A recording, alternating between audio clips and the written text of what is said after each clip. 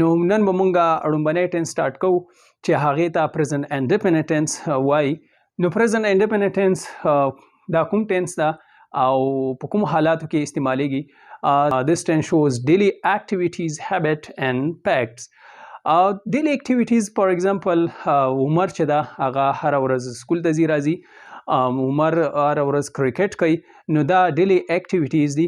او هیبټ عمر چې کله عادتونه یعنی عمر نسواره چې عمر سیګرټس کی صحیح ده، نو دا هیبټس هم په دې ټینس کې راځي. او یونیورسل ټروث حقیقي واقعیتونه چې کوم فار ایگزامپل د سن رایز اینڈ د سن سیټ ان د ویسل لمر د لویدیځ طرف ته ورځي کوزیږي. نو دوستانو دا موږ سره د دې پیژنګلو. نو اوس راځو موږ چې سټرکچر به څنګه جوړو د پریزنټ انډیپینډنټ ټینس. په تیره ویډیو کې موږ سبجیکټ ورب آبجیکټ پوره تفصیل سره ویلو. نو سبجیکټ دوستانو وایي څه ته؟ سبجیکټ موږ سره فاعل ده، کارکوونکی. نو سبجیکټ کې څه راځي؟ هی شي اټ وی یو دی، دا ټول سبجیکټ سره کې موږ سره راځي. او ورب موږ سره ده یعنی کار ده چې عمل اجرا عمل ده. او آبجیکټ په څه باندې چې کار اجرا سي نو هغې ته مفعول وایي. دوستانو موږ سره هی په سبجیکټ کې ده. نو هی پلیز کرکټ، هغه کرکټ کوي، مطلب دا کرکټ هغه کوي ډیلی روټین کې رااله. نو هی پلیز کرکټ، هغه کرکټ کوي، هره ورځ هغه کرکټ کوي، صحیح ده. شي ریډس بوکس، هغه مطالعه کوي د کتابونو. وی گو ټو سکول، مونږ ښوونځي ته ځو. شي ګوز ټو سکول، هغه ښوونځي ته ځي. نو دوستانو دې کې د گو کې او ګوز دې تاسو فرق وګورئ.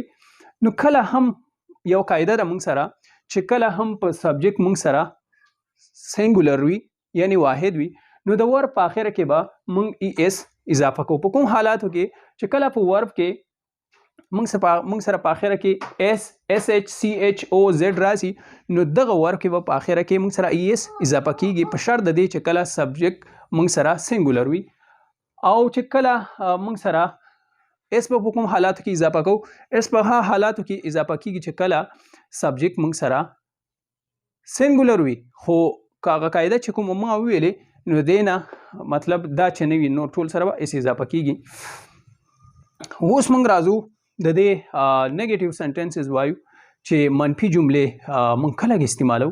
منفي جملې استعمالول سټرکچر به وایو چې سټرکچر ته تاسو ګورئ. سبجیکټ پلس ډو ډز او پلس ناٹ پلس ورب پلس آبجیکټ.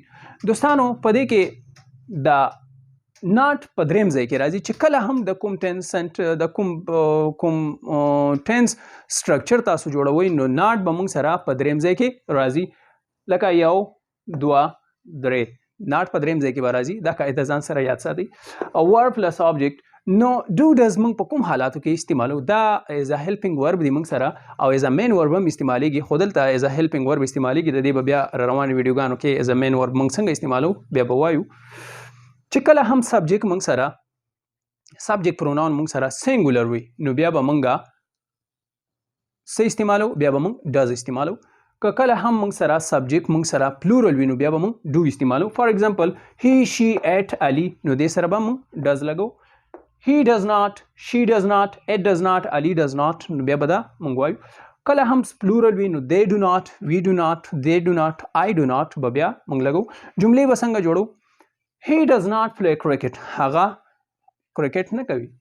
شي ډز ناٹ ریډ بوکس، هغه مطالعه نه کوي.